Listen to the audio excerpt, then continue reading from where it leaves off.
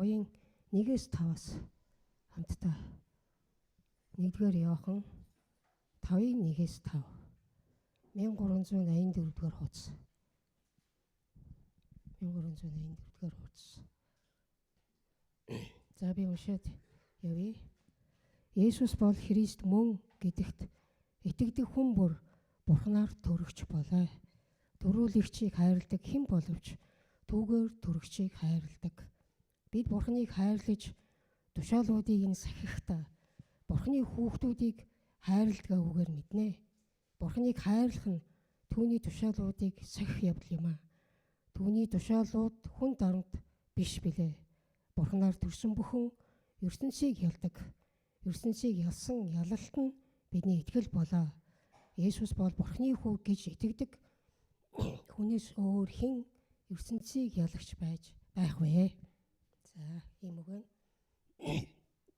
Өнөөдөр энэ сэдвээс үндэслэхдээ бид Бурханаар төрөгч буюу Бурханы хүүхдүүд гэсэн сэдвээр хуваалцъя гэж бодлоо. За, тэгээ энэ Иохан номыг бичигч Иохан маань өөрөө Иоханы цаг үед бол хурам сургаал заагч нар гарч ирсэн учраас хурам сургаал заагч нар Иесус бол махбодоор хүн болж ирээгүй маа. Тэр ирээгүй учраас дахин амьлаагүй маа. Бурхан бол хүний бидээ болж ирэх боломжгүй юм аа. Тийм учраас Иесус бидний дунд байгаагүй маа гэж Иесусыг үгүйсгэж тэгээ зогсохгүй бид бол бие биений хайрлах шаардлага байхгүй маа. Бурханд итгэсэн бол болоо. Бие биений хайрлах шаардлага байхгүй. Тэгээ бид нэр ёс зүйтэй бидний сайныг үлдэх бараг шаардлага байхгүй. Итгэсэнд бол болоо гэсэн хуурам сургаал гарч исэн энэ цаг үед Иохан итгэгч хүмүүст хандан юу гэж хэлэхдээ нөгөө сайн мэдээг нь эргэж сануулгахдаа бид бол Бурханаар төрөгч буюу Есүс бол Христ мөн гэдэгт итгэдэг хүмүүс юм а гэдгийг онцлон хэлэхдээ үүгээр дамжуулан бидэнд ялалт бас байгаа маа гэдгийг хэлхийг зорьсон байна. Тэгэхээр эхний хэсэгтэр Есүс бол Христ мөн. Есүс бол Христ мөн гэдэгт итгэдэг бүр Бурханаар төрөгч болоо. Тэгэхээр бид яг энэ өгүүлэлт энэ хэсэгт яг энэ илэрхийлэлд бид нэр итгэдэг. Есүс бол Христ. Есүс хэн бэ? Есүс бол аврагч. Есүс бол хэн бэ? Тэр Христ буюу тослогдсон нэгэн гэдэгт бид итгэдэг. Тэр тослогдсон нэгэн учраас, тэр Бурханы хүү учраас, тэр аврагч учраас бид итгэсэн энэ мөчөөсөө бид Бурханы хүүхдүүд болдог. Төрөгч буюу Бурханы хүүхдүүд болдог. Тэгээ бид төрөгч буюу Бурханы хүүхдүүд болсноор төрүүлэгч буюу бид Бурханыг хайрладаг. Биднийг төрүүлсэн буюу биднийг өөрийн хүүд итгэсэн итгэлээр өөрийн хүүгээр дамжуулан биднийг өөрийн хүүхэд болгосон Бурханыг бид хайрлах боломжтой болдог. Тэгээ энэ хайр бидний дунд ирсэн учраас энэ хайрын улмаас бид бас бие биенийгээ хайрлах боломжтой болдог. Бие биенийгээ хайрлах гэдэг бол Христийн дотор Христ итгэгч хүмүүс бид нэр бие биеийгээ хайрлна гэдэг бол заримдаа гайгүй, заримдаа хэцүү, заримдаа болдоггүй. Энэ бол нэг амар зүйл бол биш. Тэгвэл бас боломжтой зүйл бас байна гэдгийг бид нэр цаашаа харах болно. За тэгэхээр бие биенийгээ хайрлана гэдэг нь өөрөө Бурханы тушаалуудыг сахиж байгаа байдал юм а гэж. Бурханы тушаалуудыг сахинд хайрлаж байгаа байдал, хайрлаж байгаа нь өөрөө Бурханы тушаалуудыг сахиж байгаа юм а гэж. Тэгээ Бурханы хайрлах нь түүний тушаалуудыг сахих явдал юм а гэж. Тэгэхээр хайрлах гэдэг зүйл нь Бурханы тушаалтай холбогдож байгаа. Бурханы тушаал нь юу гэж хэлдэг вэ гэвэл хайрлаарай. Бурхан эзнээ бүх зүрх сэтгэл шүн санаа бодол хүчээр хайрлаарай. Бие биенээ хайрлаарай, хөршөө хайрлаарай гэдэг хайрын тухай хэлсэн байдаг. Тэгээ энэ нь бол хүн дарамт биш юм аа. Энэ тушаал бол хүн дарамт биш юм аа. Хайрлах гэдэг бол дарамт биш шүү дээ. Хайрлах гэдэг бол хэцүү зүйл биш шүү дээ. Хайрлах гэдэг зүйл үнэхээр яандаа гэсэн зүйл арай биш байгаа. Зарим үед бол хэцүү байдаг. Гэхдээ боломжтой гэж зүйлийг хэлж байгаа. За цааш нь Бурханаар төрсөн бүхэн ертөнцийг ярьдаг юм а гэж. Тэгээ Бурханаар төрсөн гэдэг дээр дахиад тавьчихж байгаа. Бид Христ итгэсэн итгэлээр бид Бурханаар төрсөн Бурханы хүүхдүүд бөгөөд энэ итгэлээрээ бид ертөнцийг ялсан юм а гэж. ертөнцийг ялсан юм а гэдэг буюу ертөнц гэдэг ойлголт одоо эндээс гарч ирж байна. Тэгэхээр ертөнц гэдэг ойлголтыг бид харахын тулд бид нэр Иохан 5-ынхаа бид нэр 19-доор харуул те. Бид Бурханых юм а. Харин бүх ертөнц ёрын нэгний дор байдгийг мэднэ гэж. Тэгэхээр ертөнц гэдэг бол энэ дэлхий дээр байгаа бидний хүрээлэн байгаа бидний амьдарч байгаа ахуй орчин бидний харилцаж байгаа хүрээ энэ дэлхий дээр байгаа бүхий зүйл буюу энэ ертөнц энэ дэлхий өөрөө ёрын нэгний доор байдаг юм а гэдэг ертөнц гэдгээр би энийг харж болно. Тэгэхээр ёрын нэгэн буюу сатан муурын сүнсний ноёрхол дор байгаа энэ ертөнцийг бид бас ялах боломжтой. Ёрын нэгнийг ялах, ёрын нэгний мэхлэлт, ёрын нэгний дарамтыг бид нэр ялах боломжтой маа гэдэг зүйлийг энэ дээр бас бид нэр хэлж байна гэж бид нэр ойлгох болно. Тэгээ энэ ялалт нь юу юм бэ гэвэл итгэл. Итгэл гэдэг нь юу юм бэ? Есүс. Есүс бол Христ, Есүс бол тослогдсон нэгэн гэж итгэж байгаа итгэл нь өөрөө биднийг ялах буюу Бурхны үгийн дагуух тушаалыг сахисан байдал доторх ялал дээр биднийг аваачдаг юм а гэдэг зүйлийг эндээс бид нэр харж болно. Тэгээ Есүс бол Бурхны хүү гэдэгт итгэдгээс өөр хэн ертөнцийг буюу ёрийн муу нэгнийг сатаныг ялах гэж бэ? Өөр боломж байхгүй гэж хэлж байна. Есүсээс өөр энэ ертөнцийг ёрийн муу нэгнийг харах хүчний ноёрхлыг сатаны дарамт гэм нүглээр бидний хүлдэг энэ биднийг зовоодаг энэ зүйлийг бид Есүс бол Бурхны хүү гэж итгэсэн итгэлээр, Есүс бол Христ гэсэн итгэлээр, Есүс бол тослогдсон юм а гэсэн тэр итгэлээр бид нар энэ бүхнийг ялах боломжтой. Ялалт бидний талд байдаг. Тэгэхээр Христ юм бэ? Таны хувьд Христ юм бэ? Та Христийг буюу Есүсийг хэн гэж итгэдэг вэ? Есүс хэн бэ таны хувьд? Үнэхээр Христ мөн үү? Тэр үнэхээр тослогдсон нэгэн мөн үү? Тэр Бурхны хүү мөн үү? Тэр энэ дэлхий дээр ирээд сатаныг ялсан, загалмай дээр бидний гэм нүглийн төлөөсийг төлөөд дахин амьсан Есүс мөн үү? Тэр үнэхээр амьд байгаа юу? Тэр бидний дотор бидэнтэй хамт байх боломжтой юу? Есүс хэн бэ?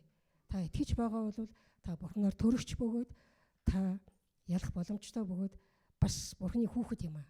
Тэгээ Бурхны хүүхэд бидэнд тэр агуу Бурхантай Бурхны хүүхэд болсон эрх мэдэлтэй засагладаг ноёлдог Бурхны хүүхэд бидэнд ялалт байна гэдэг нь ямар гайхалтай зүйл вэ?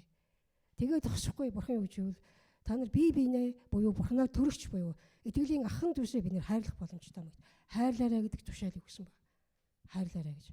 Тэгээ энэ бидний хувьд боломжтой гэж боломжтой.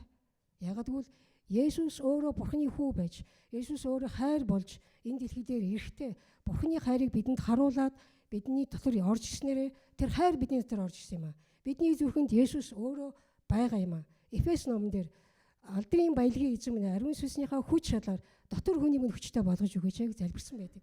Тэр нь дотор хүн маань яаж хүчтэй болохоо гэвэл Есүс миний зүрхэнд нутаглаж, миний дотор байгаа Есүсийн тэр агуу өргөн хайр, тэр гүн гүнзгий хайр намайг эзэмдэх үед би хүчтэй болох буюу би тэр нэгнийг хайрч чадахгүй нэгнийг хайрлах хүч миний дотор нөлөөлөн болох ажиллах боломжтой маа гэдэг энэ залбирлын улмаас хайр гэдэг зүйл буюу би бинийг хайрлах чадахгүй байгаа. Тэр нэгнийг хайрлах чадахгүй байгаа. Магадгүй хөршөө буюу танихгүй нэгнийг хайрлах хайр бидний дунд боломжтой байдаг юм а гэдэг зүйлийг бидэнд сануулдаг юм а.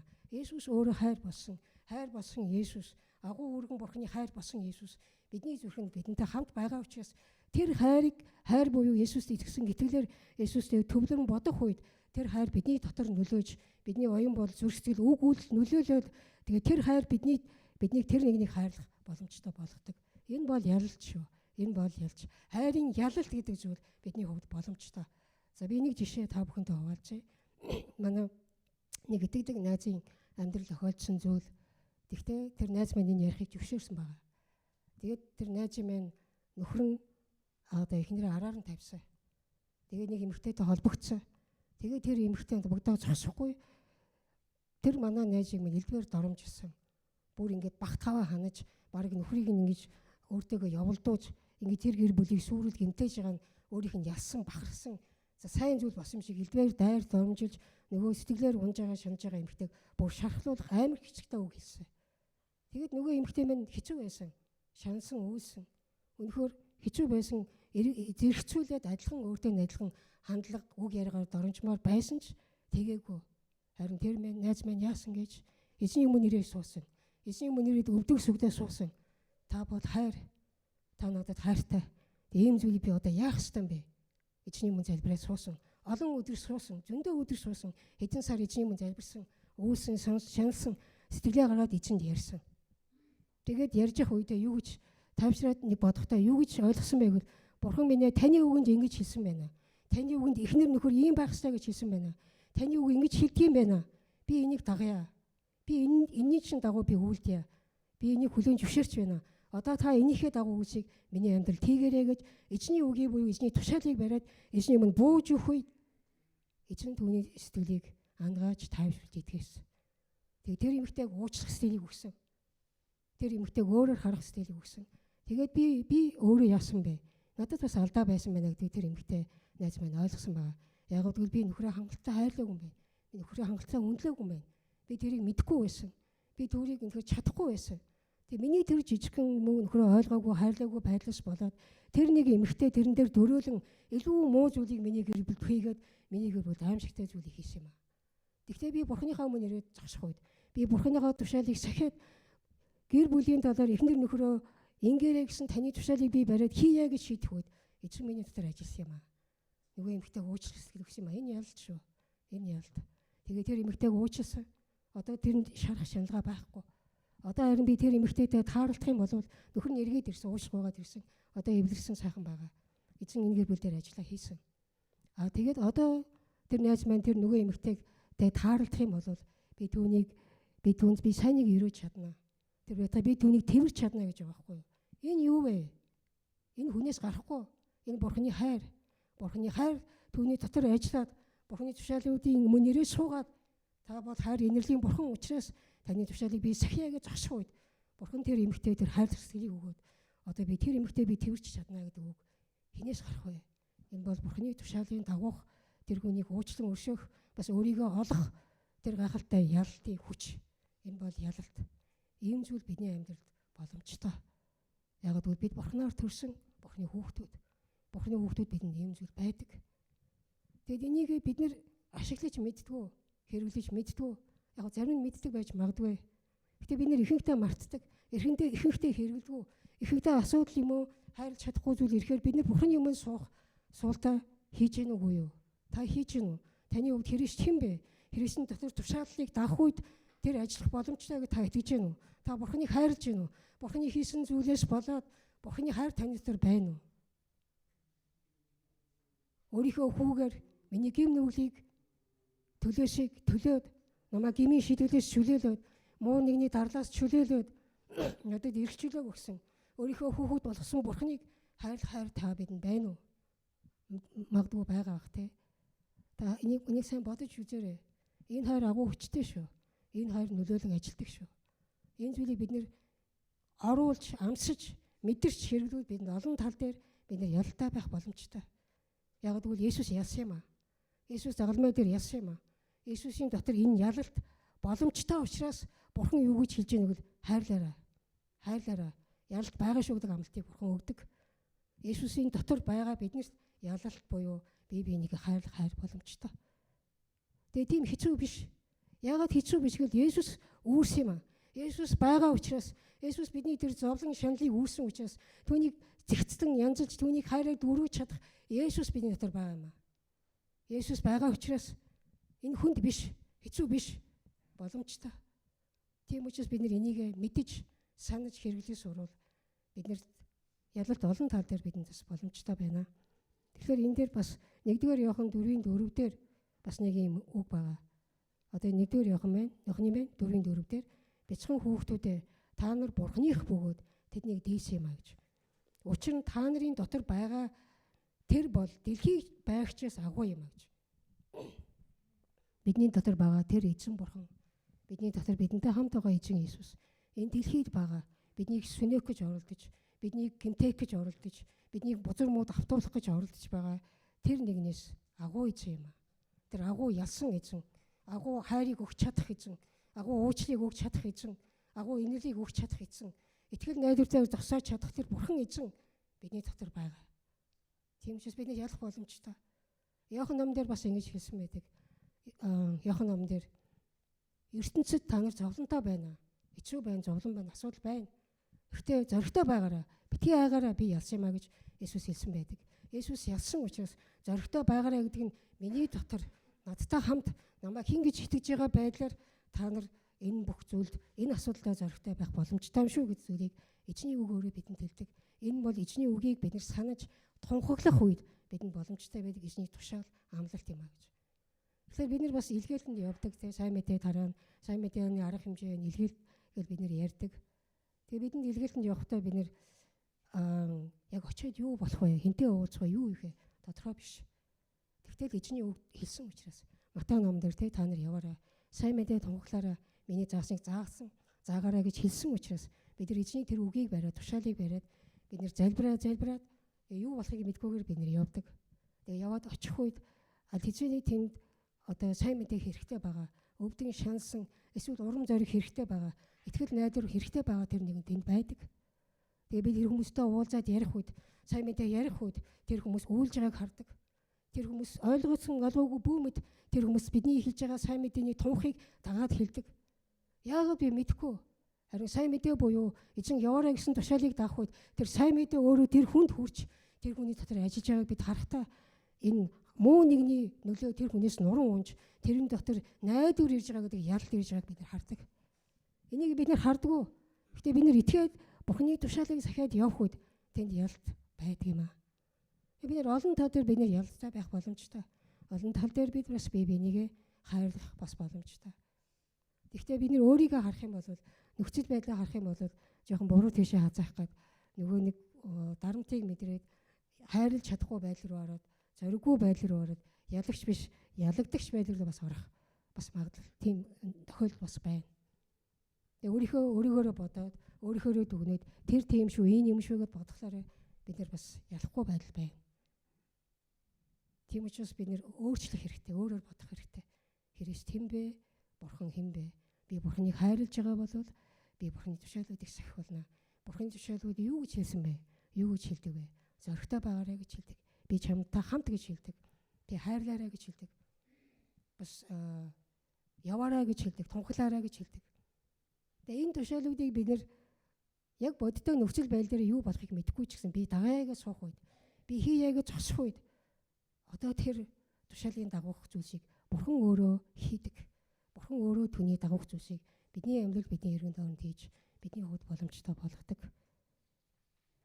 Тийм учраас бидний зарим нэг талбар дээр хэрвээ та Бурханы тушаалыг мэдэхгүй байгаа бол мэдээрэй. Бурханы өмнө сүгдээ суугаараа, Бурханаас асуугаараа. Бурханы үгийг уншаарай. Бурханы үг ямар билээ гэж бодоорой. Христ хэн билээ? Христ надтай хамт байгаа юу? Миний дотор байгаа юу? Би яах ёстой вэ? Гэдэг зүйлийг та бодвол та амжилттай бас ялалтай байх боломжтой маа гэдгийг бас хуваалцмаар байна. Тэгээд ертөнцийг ялсан ялалт нь бидний итгэл гэж. Итгэл гэдэг бол юм хүчтэй. Итгэл бол хоосон зүйл бол биш. Итгэл бол эзэнтэй биетэй. Тэр нь бол Есүс гэдэг эзэнтэй цаана байгаа Бурханы хайр байгаа тэр одоо Бурхан байгаа тэр итгэл юм аа. Тэр итгэл бол хоосон биш. Зүгээр нэг юм биш. Зүгээр нэг одоо хэлсэн үг биш. Тэр бол нөлөөтэй хүчтэй бидний дотор ажиллах боломжтой юм аа. Та Бурханаар төрөгч. Та өнөхөр Христ итгэж байгаа бол та Бурханаар төрөгч. Бурханаар төрөгч буюу Бурханы хүүхэд. Бурханы хүүхэд бид Бурханы хайрыг харуулan ярих боломжтой. Тэгснээрээ бид энэ хайр байгаа бол бидний Бурханы тушаалуудыг сахих боломжтой. Сахиснараа бидний хувьд энэ хэцүү биш гэдгийг бид харах болно. Тэгээ заримдаа би бас нэг найзынхаа гэрчлэл түүний амьдрал тохиолдож байгаа зүйлийн талаас сонсоод айгүйх урам аваад сүүлдээ би өөрөө бодохтой. За энэ ямар мундаг итгэлтэй байна, ямар лаг байна. За миний итгэл одоо юу вэ? Миний итгэл ямар бага байна, ямар сул байна. Би өөртөө дүгнэлт хийгээд орой гэртээ хараад бодож яваад эзэн минь залбирсан. Эзэн минь миний итгэл сул байна, бага байна. Арай жоохон их болох хэрэгтэй байна. Арай их болгомоор байна. Та их болгож өгөөч гэж эзэн минь залбирсан. Тэгээд залбирсны дараа хэд хоногийн дараа асуудлууд гарч ирсэн. Асуудлыг шийдэх ёстой зүйлүүд гарч ирсэн. Тэгээд би за юу вэ яач вэ гэд бодоод тэгсэн би гин залбирснаа санаж байгаа байхгүй юу. Одоо итгэлээрээ харах хэрэгтэй байна. Одоо итгэлээрээ би яаж хандах хэрэгтэй юм бэ? Бурхны үгийн дагуу яах хэрэгтэй вэ? Одоо тэрийгэ бодоод тэрэн дээрээ төвлөрөөд тэрнийхээ дагуу хараад ихсэн чинь би өөрөөрөө биш. Бурхны үгийн дагуу би амар тайван байсан. Би баяр хөөртэй байсан. Тэр асуудлаа би сайнаар шийдэж чадсан. Би сайнаар харж чадсан. Би тэр асуудал дээр би унаагүй би ялсан. Тэр асуудал дээр би өнөхөр баяр хөөртэй байж чадсан. Энэ ялалт энэ бүхэн бидэнд боломжтой. Тийм учраас Бурханаар төрсөн Бурхны хүүхдүүд Христэд итгэвч бидний хувьд ялалт байгаа шүү. Тэгээд эзэн Есүс Христээр бидэнд ялтыг өгсөн Бурхан бүх алдарн байх болтугай. Бурхан алдарших болтугай. Баярлалаа. За ингээд бас баярлалаа та бүхэнд. За хамтдаа залбирая. Сэдвийнхаа дагуу залбирая.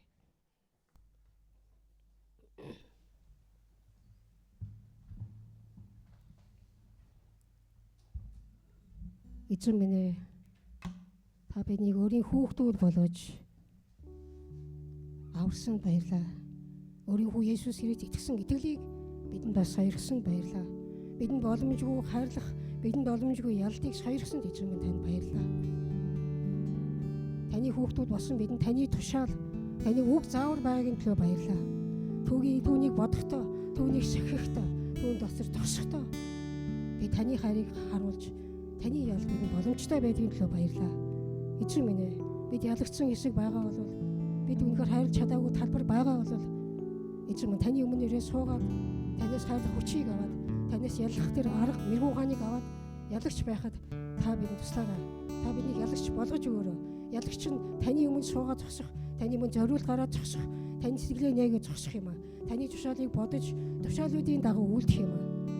Эзэн минь ээ, үнэхээр таны доторх ялтыг та бидэнд зааж өгөөрэй, бидний хөтлөн дагуулаарай. Есүс Христээр бидэнд ялтыг сойрхсон Бурхан эзэн тань бүх алдар нь байх болтугай. Есүсийн нэрээр залбирч